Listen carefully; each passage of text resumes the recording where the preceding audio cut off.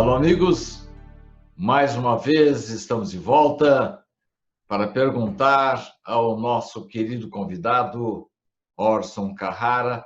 Afinal de contas, Orson, meu bom dia e, ao mesmo tempo, o que é o Espiritismo? Meu caro Sidney e meus amigos telespectadores, que satisfação continuarmos com o nosso programa semanal e termos a oportunidade de refletir sobre esta pergunta tão ampla, tão repleta, que abre um universo de possibilidades de abordagem, de questionamentos e de entendimento da própria vida. É uma satisfação, Sidney, desfrutar deste momento. Orson, a doutrina espírita caracteriza-se principalmente por nos dar informações preciosas desta vida, da vida anterior e, quem sabe, da outra vida que vem por aí. A minha primeira pergunta de hoje seria a seguinte: para onde vamos depois que morremos, Orson? É o que muita gente pergunta, né, Sidney? Para onde vamos? O que é que a morte nos prepara? O que é que verdadeiramente nos aguarda? E poderíamos até acrescentar quem é que vai nos receber após a passagem pelo fenômeno biológico natural da morte. Para onde vamos? Eis um questionamento que está presente na cabeça de muita gente, gerando preocupações. Na verdade, a morte representa a extinção do corpo físico. Esse conglomerado biológico é um instrumento. Nós não somos o corpo. Nós estamos no corpo temporariamente. Essa permanência temporária nesse instrumento fabuloso que é o corpo físico é uma estada temporária visando ao espírito, à inteligência imortal, à personalidade integral, o utilizar-se desta maquinaria para promover o próprio desenvolvimento, aprender com as experiências durante um certo tempo. E nós aprendemos muito na estada neste corpo físico, esse instrumento que usamos. Mas chega um momento em que ele se torna inútil, ele se torna sem condições de uso. Então ocorre o fenômeno biológico da morte. É verdade que existem mortes que ocorrem sem a nossa vontade, mortes inesperadas, precipitadas, mortes ocasionadas por enfermidades que nos tomam de assalto, mortes acidentais. Mas vamos considerar, então, independente do gênero de morte, em que idade for, para onde vamos? Voltamos, Sidney e amigos, para a nossa condição original, a condição de espíritos, de almas imortais. Retornamos à dimensão verdadeira, ou à pátria espiritual.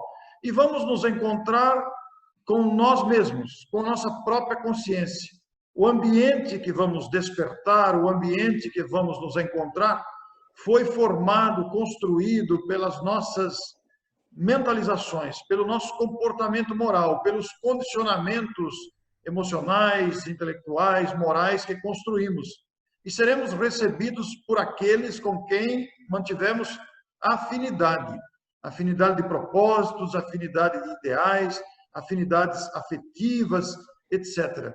Então, nós vamos para a dimensão espiritual. Essa dimensão espiritual localiza-se nas proximidades da própria Terra, considerando a nossa condição de espíritos ainda sem condições de grandes voos para outros locais. Muitos de nós, em sua grande maioria, permanecem no ambiente aqui próprio da Terra. Mas somos, posteriormente, encaminhados para colônias espirituais próximas à Terra, na nossa condição, criaturas na nossa condição. Mas aqueles espíritos mais maduros, aqueles espíritos mais evoluídos, podem dirigir-se a regiões mais elevadas. Mas, na maioria dos casos, da porcentagem esmagadora da Terra, nós permanecemos aqui no ambiente próximo aos nossos afetos, aos nossos afazeres, pelo menos nos primeiros momentos. Mas depois, gradativamente, vamos tomando consciência de que estamos num novo estado de vida e vamos nos aprofundando no conhecimento desse local que nos acolheu.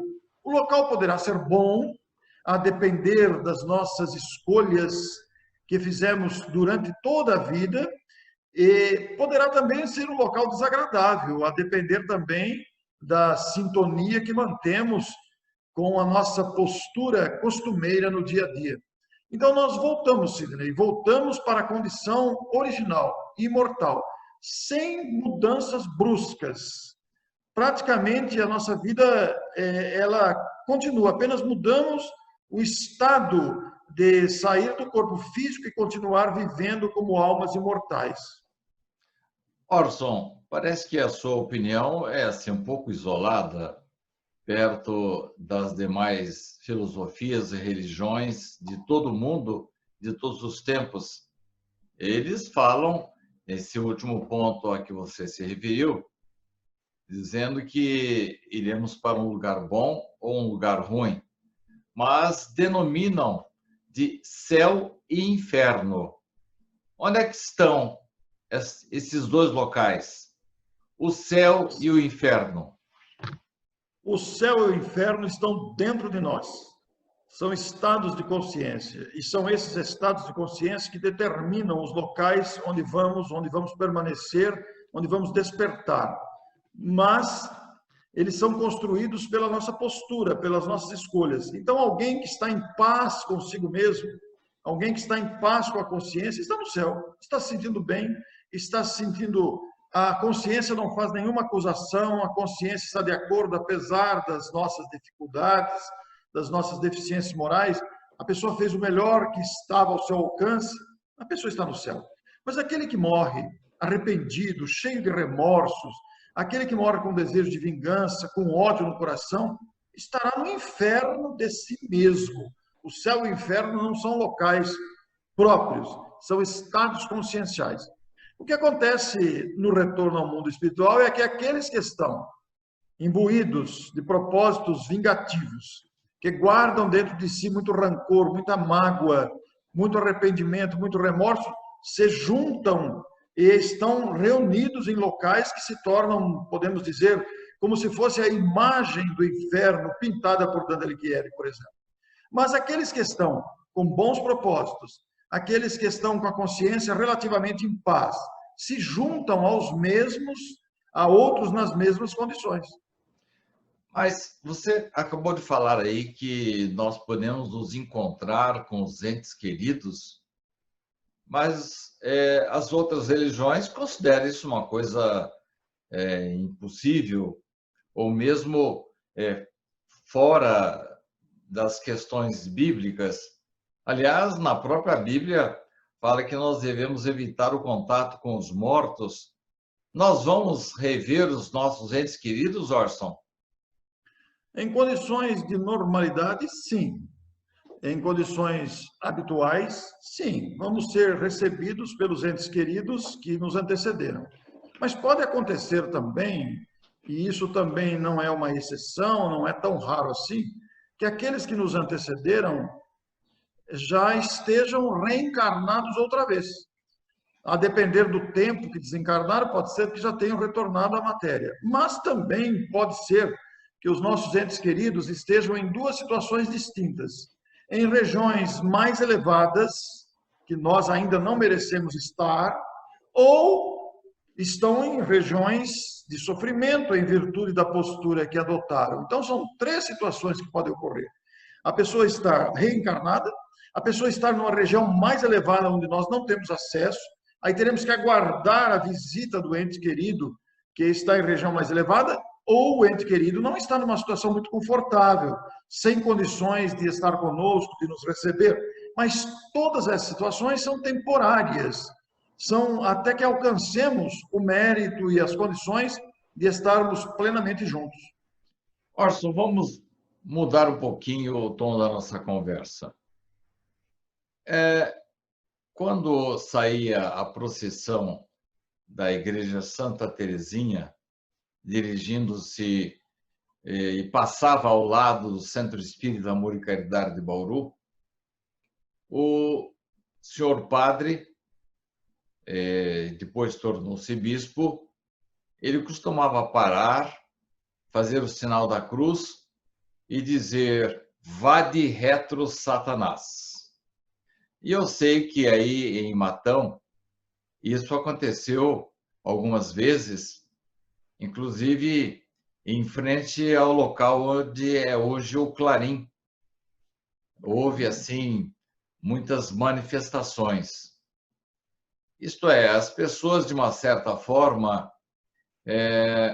ou não sabem, ou têm medo do centro espírita, local de reunião de almas penadas, de fantasmas, de entes fantasmagóricos. Diga-nos, por favor, Orson, o que é um centro espírita? Pois é, você se referiu bem à figura do Satanás, ou diabo, figura lendária criada pela imaginação humana através do tempo, por falta de conhecimento, para controlar as criaturas humanas, para, através do medo, controlar. E realmente, esse entendimento sobre a existência do diabo, do inferno, provém de uma época infantil da humanidade. Amadureceu a humanidade e essa figura perdeu completamente seu sentido. Não há mais lógica em pensar que Deus criaria um ser que lhe concorresse, ou que haveria um ser capaz de enfrentar a Deus. Deus é o Criador absoluto em todas as coisas. E esta cultura do inferno e do diabo, do Satanás, de almas penadas, vinculou-se ao centro espírita através do tempo, principalmente no início da prática espírita, porque imaginava-se, como você bem disse na citação da Bíblia, que há uma proibição para conversar ou evocar os mortos, os chamados mortos. Isso também vem de uma época de ignorância onde não se conheciam os mecanismos de comunicação com os mortos e a finalidade deste contato. Mas com o advento do Espiritismo, os mortos se mostraram os próprios seres humanos em outra dimensão, com necessidades, com auxílio que podem prestar, com informações, com conteúdos que se comunicam com aqueles que estão encarnados ou ocupando um corpo de carne, mas que na verdade também são pessoas, apenas pessoas fora do corpo. Então perdeu-se esse caráter de fantasmas, de almas penadas e almas do outro mundo, porque não há almas de outro mundo, somos almas todas desse mundo mesmo. Apenas algumas estão aqui ocupando corpos de carne e outras estão na dimensão espiritual. E o Centro Espírita ficou com esta vinculação no passado. Embora hoje ainda haja preconceito, embora hoje ainda haja essa sensação de alma penada, de comunicação com os mortos sendo proibida por algumas crenças, o Centro Espírita é hoje um centro de estudos, um centro de serviço, de trabalho em favor das criaturas humanas. O Centro Espírita, ele iniciou as suas atividades através da iniciativa dos adeptos do Espiritismo, que com o advento do Espiritismo foi-se possível o surgimento dos adeptos. Esses, por sua vez, sentiram a necessidade de formação de grupos, e esses grupos se estenderam através do tempo, chegando até os nossos dias, como aglomerações, como conjunto e formação de grupos que se uniram em torno do ideal espírita. O Centro Espírita, pensando do ponto de vista da legislação de um país, vamos falar do nosso Brasil, é uma organização jurídica, ela tem que atender à legislação do país. Portanto, é uma organização normalmente estabelecida por estatutos, regidas por estatuto, onde uma Assembleia Geral estabelece os artigos que compõem o estatuto, obedecendo à legislação do país, e onde também é prevista a eleição de diretoria para ter um órgão representativo perante as autoridades, perante a fiscalização, a Receita Federal, etc. e tal.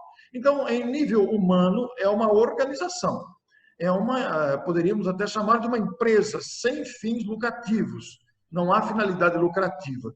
Mas é necessária uma organização jurídica. Essa organização jurídica normalmente tem uma sede. Às vezes tem sede própria, às vezes tem sede alugada.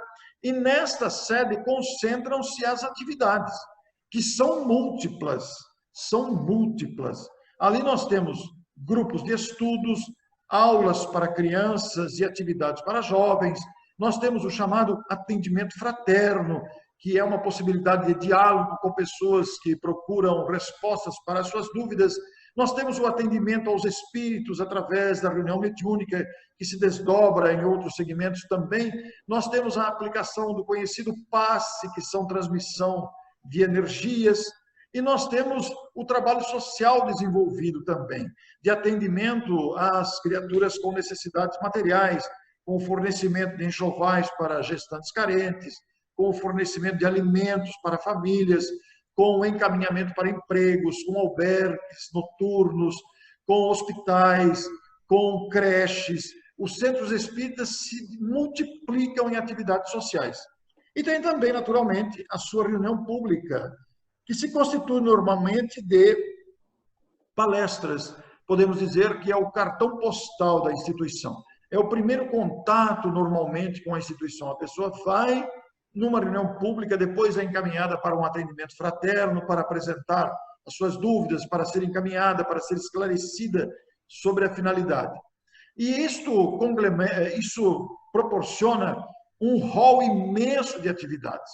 E são hoje no Brasil mais de 5.000 centros espíritas no Brasil. No estado de São Paulo, aproximadamente 3.500 centros espíritas. E são grupos jurídicos que se organizam para essa finalidade. Existem grupos pequenos, existem grupos muito grandes que se multiplicam em outros núcleos, existem grupos até que funcionam em residências, mas os centros espíritas, em sua essência, ela se constitui especialmente em escolas.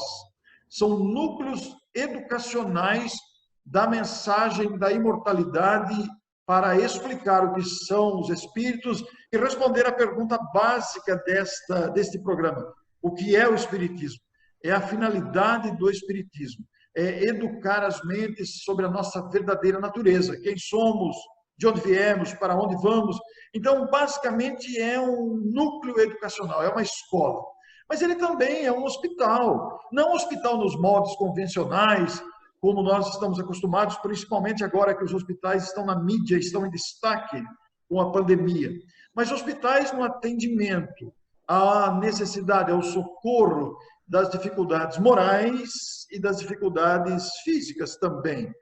E, igualmente, se constitui numa oficina, porque no Centro Espírita abrem-se oportunidades de trabalho, não só de encaminhamento para obtenção de emprego, para trabalhos remunerados, mas especialmente do trabalho voluntário, onde podemos preencher a nossa disponibilidade do tempo para treinar o principal verbo, a principal virtude para alcançarmos o estágio de amadurecimento, que é o verbo servir.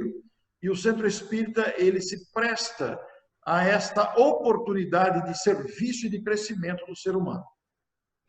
Orson, os espíritos desencarnados, os mortos, particularmente os nossos parentes, podem nos auxiliar? E para que eu possa contar com o auxílio deles, eu tenho que ir a um centro espírita?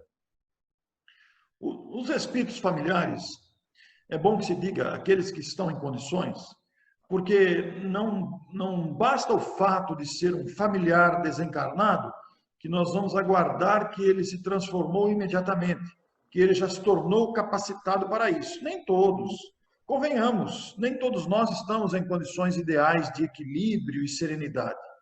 Muitos de nós, ao desencarnarmos, vamos precisar de um tempo de adaptação, um tempo de conhecimento, um tempo de aprendizado, e muitos dos nossos familiares passaram por esse tempo de aprendizado, de adaptação, e se tornam, sim, trabalhadores do bem. A depender do estágio em que se encontra, os espíritos familiares sempre nos ajudam. Sempre nos ajudam. E se não têm condições de ajudar, vão recorrer a outros para que nos ajudem. Mas, para receber ajuda do familiar desencarnado, que está em condições de ajudar, ou que busca ajuda para nos auxiliar, não significa que a pessoa tenha que ir a um centro espírita. A pessoa não precisa ser espírita para receber a ajuda do seu familiar. Qualquer criatura humana, independente da sua crença, independente da sua idade, independente do seu status da cidade onde mora, da época que nasceu, da idade que está, se é casado, se é solteiro, se é homem, se é mulher, independente.